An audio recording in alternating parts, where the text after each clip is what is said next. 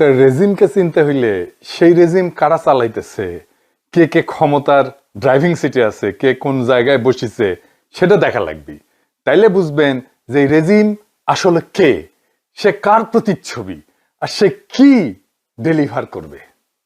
একটা সরকারের প্রকৃতি বোঝার জন্য তার ঘোষিত নীতি না, বরং তার নিয়োগ কাঠামোটা, অ্যাপয়েন্টমেন্ট স্ট্রাকচারটা বিশ্লেষণ করা প্রয়োজন।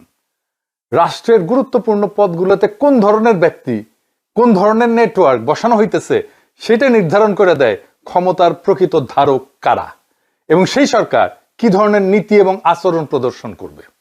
ইংরেজিতে একটা কথা আছে, ইংরেজি যেহেতু কইছে তাহলে ঠিকই কইছে, তাই না? পার্সোনেল ইজ পলিসি, অর্থাৎ কে কোথায় বসতেছে সেটাই বলে দেয় কোন ধরনের রাষ্ট্র চলবে। এটাতে বলা হয় কম্পোজিশন অফ পাওয়ার, মানে ক্ষমতার গঠন। রাজনৈতিক বিশ্লেষণ একটা গুরুত্বপূর্ণ পদ্ধতি হইল এলিট কম্পোজিশন অ্যানালাইসিস, মানে মন্ত্রিসভায় কারা, প্রশাসনে কারা, নিরাপত্তায় কারা, বিচার বিভাগে কারা, এইগুলা দেখা, মানুষ দেখা, এই সব মিলায় তৈরি হয় কম্পোজিশন অফ পাওয়ার। তা একটা রেজিমকে বিশ্লেষণ করতে হইলে তার ঘোষিত আদর্শ থেকে সরে এসে বাস্তব ক্ষমতার বিন্যাসকে দেখতে হয়। তাহলে বিএনপি কোন কম্পোজিশনে সরকারটা গঠন করছে, তাহলে বিএনপির এই কম্পোজিশন অফ পাওয়ার আমাদের অ্যানালাইসিস করতে হবে। আমি ডাক্তার খলিলের অ্যাপয়েন্টমেন্ট নিয়ে অ্যানালাইসিস করছি, এবং সেইখানে আমরা দেখতে পাচ্ছি যে কিভাবে বাংলাদেশের ফরেন পলিসি আমেরিকার সাথে বরাবর হয়েছে। আজকের একটা গুরুত্বপূর্ণ অ্যাপয়েন্টমেন্ট অ্যানালাইসিস করব, খুবই গুরুত্বপূর্ণ। তাইলে বুঝবেন যে আমি যে হাইপোথিসিস দিছিলাম সেটা হইতেছে যে হাসিনা আমলে ইন্ডিয়া ছিল ড্রাইভিং সিটে, ঠেকা দিয়েছিল আমেরিকা, আর তারেক রেজিমে ড্রাইভিং সিটে আমেরিকা, ঠেকা দিয়ে আছে ইন্ডিয়া। আসেন এটা দেখি। আজকে আমরা অ্যানালাইসিস করব মেজর হাফিজ রেনিয়া। তিনি কেন স্পিকার হইলেন, কেন মেজর হাফিজ কে হইলেন। এইটার আগে আমরা জানি নি মেজর হাফিজ কে। আচ্ছা, তার আগে একটু বলে নিই যে মেজর হাফিজ 2024-এ হাসিনা পলানোর পরে প্রকাশ্যে আমার নাম নিয়ে কইছিলেন যে আমার এই উপদেশটা যেন বানানো হয়, আরো অনেকের নাম বলছিলেন আর কি। তো ওইখানে যে উনি যাদের নাম বলছিলেন বোঝা যায় যে তাদের সম্পর্কে ওনার উচ্চ ধারণা আছে, ওনাকে ধন্যবাদ। তো শুনেন আগে কি বলছিলেন। যেমন ডাক্তার পিনাকি ভট্টাচার্য, যেমন প্রফেসর সলিমুল্লাহ খান, সাংবাদিক কনক সরওয়ার, আরও দেশে বিদেশে অনেক দেশপ্রেমিক, মোহাম্মদ ইলিয়াস, সাংবাদিক ইলিয়াস, তারা জনগণকে সংগঠিত করেছে। তারা পরিবার পরিজন সহ নিগৃহীত হয়েছে এদের হাতে। এই ধরনের ব্যক্তিরা যারা বিপ্লবকে সংগঠিত করার জন্য, জনগণকে সুসংগঠিত করার জন্য ভূমিকা রেখেছেন, এই ধরনের ব্যক্তিদের নিয়ে গঠিত হলে আমরা আরো আশ্বস্ত হতাম।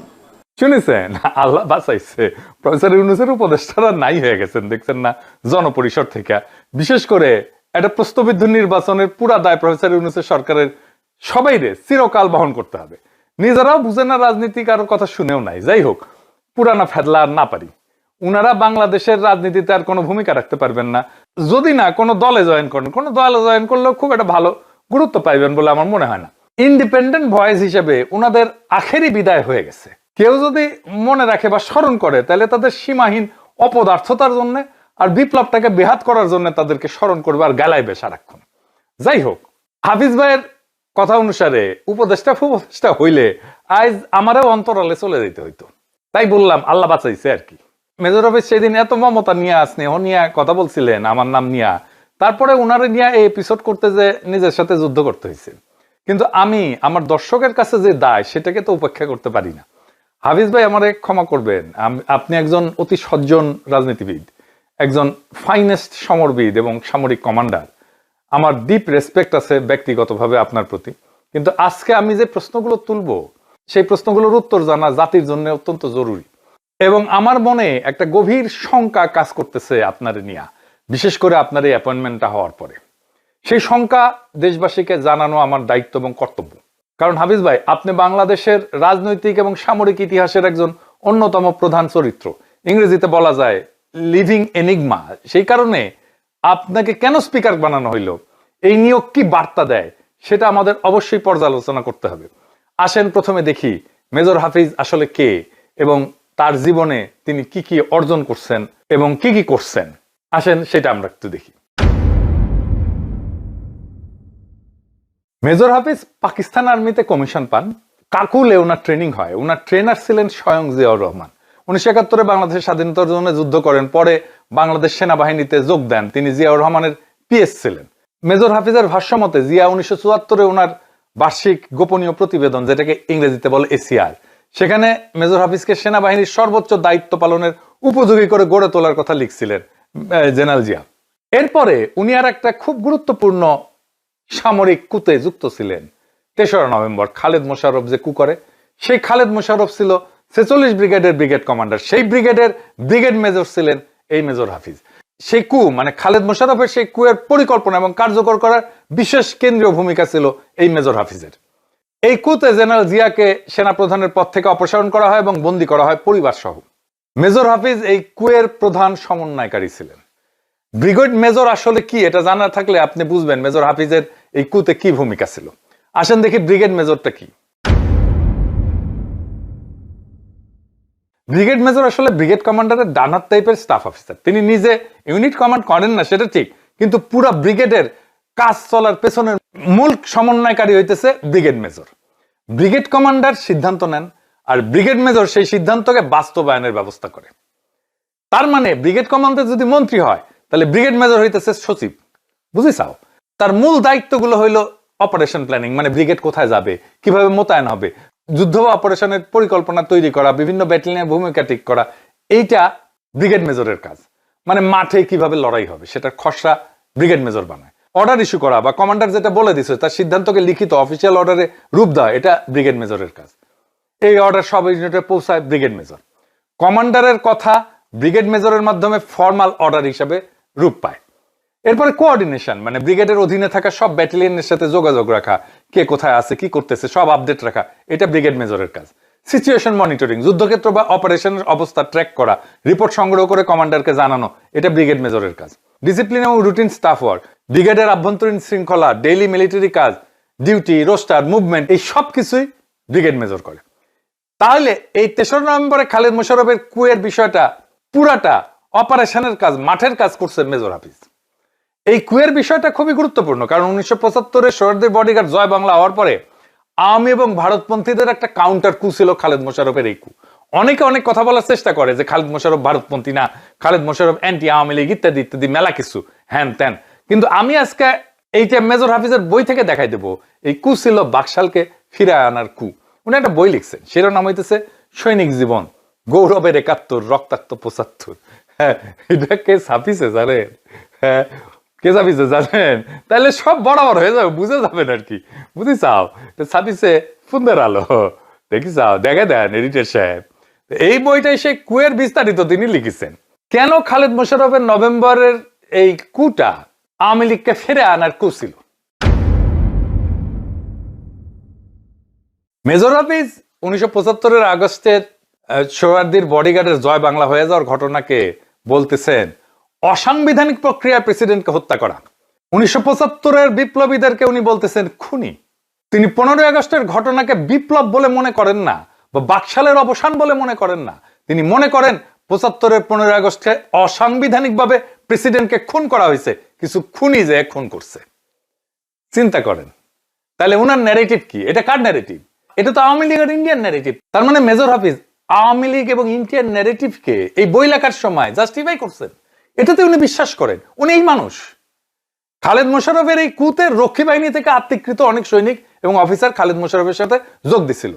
একটা রক্ষী বাহিনী ব্যাটালিয়ন, যেটা 22 ইস্ট বেঙ্গল রেজিমেন্ট ছিল, সেটা 3রা নভেম্বরের কুতে অংশ নিয়েছিল। ব্রিগেডিয়ার নুরুজ্জামান ছাড়াও lieutenant colonel Howlader, captain Dipak, এই রক্ষী বাহিনীর এই সমস্ত অফিসাররা এই কুতে গুরুত্বপূর্ণ ভূমিকা পালন করে। আর এই মেজর এই ক্যাপ্টেন দীপক, সে তো 4 নভেম্বর সাফায়েত জামিলের নেতৃত্বে বঙ্গভবনে ঢুকে মন্ত্রিসভার বৈঠকের মধ্যে প্রেসিডেন্ট খন্দকার মোস্তাক আহমেদকে পিস্তল ধরে গুলি করতে গেছিল। এই যে এই কুটাকে যে ভারতপন্থী কু বলা হয়, তার পেছনে প্রধান প্রমাণ হিসেবে কাজ করে ওই অভ্যুত্থানের রক্ষী বাহিনী থেকে সদ্য রূপান্তরিত সেনা পদাতিক ব্যাটালিয়ন গুলোর অপারেশনাল উপস্থিতি। তারাই আসলে কাজগুলো করছে, বেশিরভাগ কাজগুলো।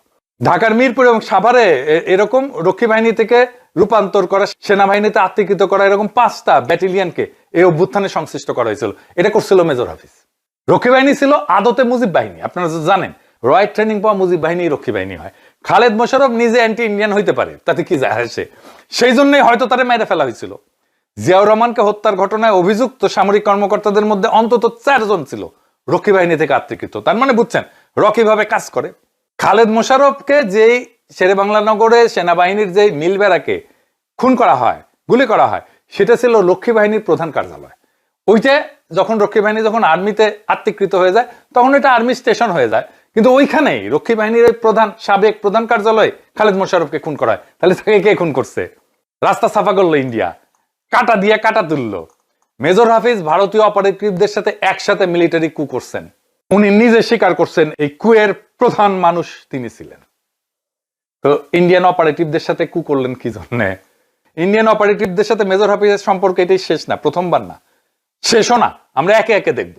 তার মানে 3রা নভেম্বরের কুতে, খালেদ মোশাররফের কুতে অপারেশনাল দায়িত্ব ছিল, মেজরিটি দায়িত্ব ছিল ইন্ডিয়ান অপারেটিভদের, রক্ষী বাহিনী থেকে আসা সেনাবাহিনীতে আত্মীকৃত অফিসারদের এবং সৈনিকদের। উনার এই বইতে প্রচুর কন্ট্রাডিকশন, উনি নিজেকে বাঁচায় লেখার চেষ্টা করছেন কিন্তু কন্ট্রাডিকশন গুলো লুকাইতে পারেনি। আমি এরকম একটা কন্ট্রাডিকশন ধরে দিতেছি, আসেন এখনই বলতেছি। মেজর হাফিজ বলতেছেন যে 3রা নভেম্বরের কু হয়েছিল সামরিক বাহিনীতে চেইন অফ কমান্ড প্রতিষ্ঠার জন্য।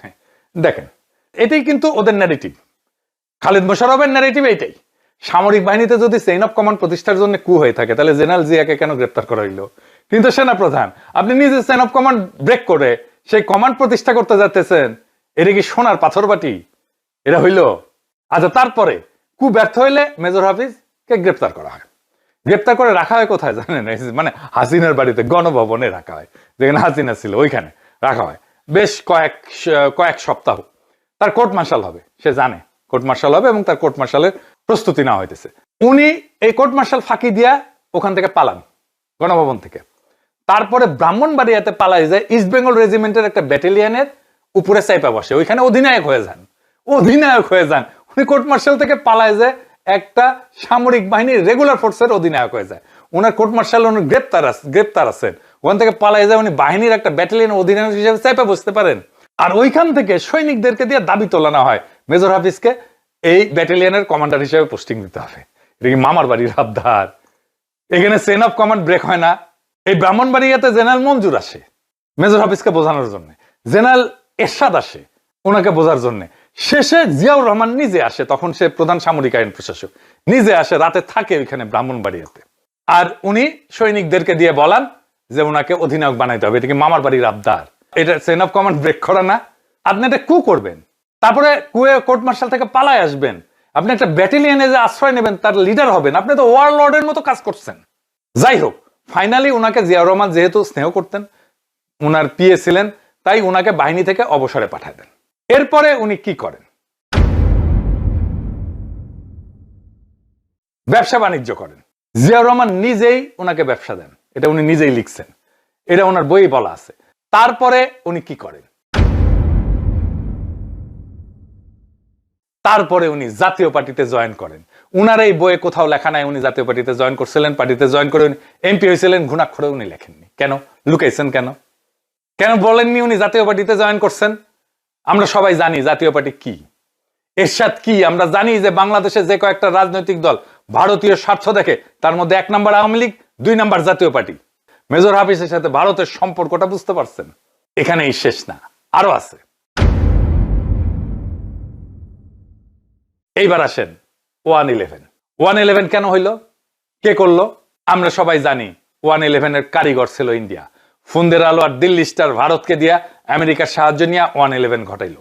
111 এর ঘোষিত লক্ষ্য ছিল -2, মানে বিএনপি আওয়ামী লীগ দুইটাকেই বাংলাদেশের রাজনীতি থেকে নিশ্চিহ্ন করে দেওয়া হবে। কিন্তু গোপন লক্ষ্য ছিল আসলে বিএনপিকে ধ্বংস করে দেওয়া। এই বিএনপিকে ধ্বংস করে দেওয়ার ফুট সোলজার ছিলেন এই মেজর হাফিজ। বানায় বলতেছি না, প্রমাণ আছে। সংস্কারপন্থী বিএনপি বলা মেজর হাফিজ বিএনপিকে ভেঙে আরেকটা দল করেন সাইফুর রহমানকে নিয়ে, এবং ওই দলের জেনারেল সেক্রেটারি হন মেজর হাফিজ আর চেয়ারপারসন হন সাইফুর রহমান। খন্দকার দেলোয়ার হোসেনকে বহিষ্কার করে হুমকি দিয়ে বিএনপির দখল নেওয়ার চেষ্টা করেন সাইফুর রহমান এবং মেজর হাফিজ, এমনকি মৃত্যুর হুমকি দেওয়া হয়। এই দলে ছিল জেনারেল মাহবুব, মির্জা ফখরুলের বনজামাই। মধ্যরাতের ওই বিএনপির কমিটিকে তৃণমূলের নেতাকর্মীরা মাইনা নেয় না।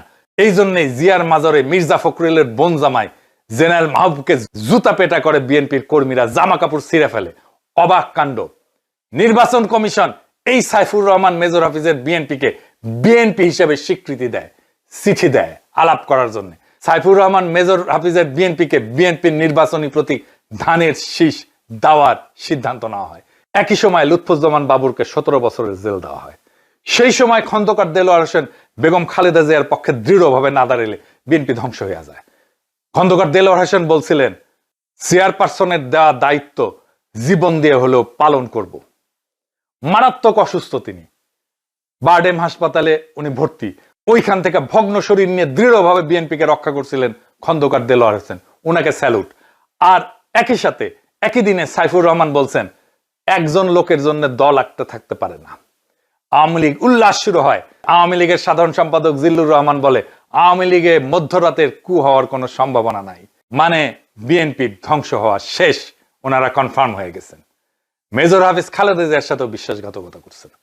একদিকে বিএনপি ভেঙে ফেলার চেষ্টা করা হচ্ছে, অন্যদিকে ওই পত্রিকাতে দেখেন মইনুল আহমেদ বোস্টনে যায় সজীব ওয়াদের জয় 5,500-এর সাথে মিটিং করতেছে। একই সময় পত্রিকার নিউজ দেখেছেন, একই সাথে কতগুলো ঘটনা, কিভাবে বিএনপিকে ধ্বংস করে আওয়ামী লীগকে নিয়ে আসার সমস্ত প্ল্যান পাক্কা। এই মেজর হাফিজকে স্পিকার বানানো হলো এমন একটা পদে যেটা আদতে রাষ্ট্রপতি পদের পরেই। রাষ্ট্রপতির পদ শূন্য হইলে স্পিকার অস্থায়ীভাবে রাষ্ট্রপতির দায়িত্ব পালন করেন, এটাই সাংবিধানিক নিয়ম। স্পিকার পদটা শুধু প্রোটোকল না, এটা একটা সাংবিধানিক ব্যাকআপ পজিশন। তাই এই নিয়োগটা কেবল সম্মান সূচক না, বরং ভবিষ্যৎ ক্ষমতা সম্ভাব্য পুনর্বিন্যাসের ইঙ্গিত বহন করে। আর উনাকে কেন, এবার বোঝা গেছে উনাকে কেন। আগে যা যা আলাপ করলাম সেই জন্যই উনি কারণ উনি বিএনপির কি কেউ না, উনি বিএনপির কেউ না, উনি খালেদ মোশাররফের একজন অ্যাসোসিয়েট। উনি 3রা নভেম্বরের কুয়ের একজন কুশীলব, উনি বিএনপি ভাঙার একজন কুশীলব, উনি একজন আপাদ মস্তক মুজিব প্রেমী। উনাকে কোন ভবিষ্যৎ কাজের জন্য ব্যাকআপ রাখা হলো? খেয়াল করলে দেখবেন, জোকার হামিদ থেকে শুরু করে মুজিব বাহিনী থেকে আসা লোকদের প্রেসিডেন্ট বানানো হয়। বিএনপি রেজিম পারলে ফজা পাগলাকে প্রেসিডেন্ট বানাইতো, যেহেতু পারে নাই বিকল্প মেজর হাফিজ। মুক্তিযোদ্ধা করে চিল্লাইতেছে। এবার বুঝিছেন তো আসল সিস্টেম কোথায় মিলে। এবার একটা রাষ্ট্রকে বুঝতে হইলে তার ভাষণ না, তার নিয়োগ দেখতে হয়, কারা কোথায় বসছে, এটাই বলে দেয় রাষ্ট্র কার হাতে। মেজর হাফিজকে স্পিকার বানানো কোনো বিচ্ছিন্ন সিদ্ধান্ত না, এটা একটা স্পষ্ট রাজনৈতিক বার্তা। বাংলাদেশে ভারতীয় স্বার্থের প্রশ্নে যারা আগে কাজ করছে বা সেই পরিসরের সাথে যুক্ত ছিল, তাদেরকে এখন স্ট্র্যাটেজিক পজিশনে, কৌশলগত পজিশনে বসানো হইতেছে। এখানে ব্যক্তি গুরুত্বপূর্ণ না, প্যাটার্ন গুরুত্বপূর্ণ। এই প্যাটার্ন যদি ধারাবাহিক হয়, তাহলে বুঝতে হবে রাষ্ট্র কোন দিকে যাইতেছে এবং ভবিষ্যতে কি ধরনের সিদ্ধান্ত আমরা দেখতে পারি। কারণ শেষ পর্যন্ত কে কোথায় বসতেছে, এই একটা প্রশ্নের ভেতরে লুকায় থাকে রাষ্ট্রের আসল চরিত্র কি। বাংলাদেশের পরে দেখবেন খুবই কৌশলে একের পর এক ভারতীয় স্বার্থের পুনর্দখল। তারেক রহমানের অবর্তমানে অস্থায়ী প্রধানমন্ত্রী শিলং সালাউদ্দিন হবে, মির্জা ফখরুল না। কিন্তু সিগন্যাল ধরতে পারতেছেন হাসিনাকে ফিরানোর দরকার আছে ইন্ডিয়ার। আজকে মেজর হাফিজের বরাতে যে ইঙ্গিত দিলাম, সেই ইঙ্গিতের সাথে মিলাই দেখবেন কে কিভাবে এই রেজিমে ক্ষমতাবান হইতেছে। সামনে আর এক লড়াই ছাড়া বাংলাদেশ আবার আগের সেই দাসত্ব বরণ করবে। আমরা তরুণ বয়সে সলিল চৌধুরীর একটা গান শুনতাম, ও আলোর পথযাত্রী এ যে রাত্রি এখানে থেমো না, পথ চলা থামায়েন না ভাই বোনেরা, রাত এখনো পোহায়নি, অমানিসা কাটেনি, অমানিসা আরো গভীর ভাবে জেকে বসতেছে।